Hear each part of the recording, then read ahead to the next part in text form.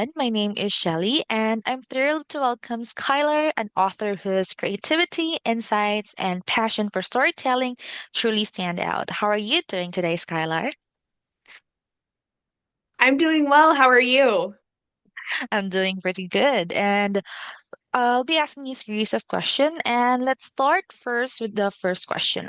Can you tell us what inspired you to write this book and how the story first came to you? So I have always loved like the crime shows, as a lot of people, shouldn't say anyone, does in my generation, the true crime stuff. I mean, crime shows are huge right now, and I have always loved NCIS. They go through the entire process from finding the body to the forensics to the autopsy and then eventually catching the killer. And so I have always loved that because I do love the forensic side of everything and everything with that comes along with it. So that's kind of how I got into, I guess, crime stories. My inspiration is, I guess I would have to say, like my family background. My aunt was a police detective for, I believe, like 20 something years. And my brother is a DPS Texas State Trooper. And then also have family ties back into the military with my husband being an Army veteran as well as my granddad. Oh, So I've that's always pretty. had a love for all of our first responders, our military. They hold a special place in my heart. I see. So that's the reason why you write a book or you wrote a book about crime. Yeah. And okay, that's awesome. And my next question, every writer has a different process. What was yours like while working on this first novel? So my process looks a little bit different than probably what you would think a writer's would be. So I hand wrote this entire book. um by like just getting my thoughts down on paper. Sometimes my brain was going faster than my my hand could write it, but then I would go and type it and then fix everything, polish it up, make it read pretty, I guess you could say. So I guess my process was just a little bit different. I see. Looking forward to having to read your book. And next question, were there any specific authors, books, or personal experiences that influenced you writing? Yes, there was. I read a lot of Ted Dekker books. I love how he goes through, and I mean, he's very detail oriented with all of his books. I don't think he's writing any longer, unfortunately. But my favorite book by him was The Bride Collector. It was the very first book that I read of his, and it grabbed me. It got my attention, and I was in high school, and I stayed up until probably 3 o'clock one morning trying to finish the book. So I aspire to write like he does. And so I guess that's my inspiration was his writing.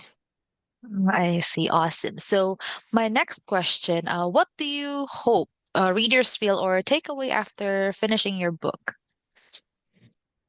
So in the book, the main character is Joanna. She is a small town sheriff, that she moved away from the big city, for some reasons, trying to focus on her family, and she actually ended up, all but legally adopting the first victim in the book. And I myself am adopted, and so just the love that Joanna showed Holden, I honestly didn't even mean to, but you know, the love that I felt from my family, kind of poured it into my book through Joanna with Holden. And, not, just your family isn't just your blood. I, my family isn't blood. And it's people that brought me in, and I've made my own family, with my husband and my son, and as well as my in-laws. I call my in-laws mom and dad. So I love trying to drive family aspect home in my books, and like she promises him, I'm gonna catch this person that did this to my baby, my son. And he calls her mom, and it holds a special place in my heart. So I hope my readers through that will, be adventurous in, making their own family, not just having friends, but, kind of bringing, your children's friends under your wing, and just kind of, I'm here for you, no matter what, I'm here for you.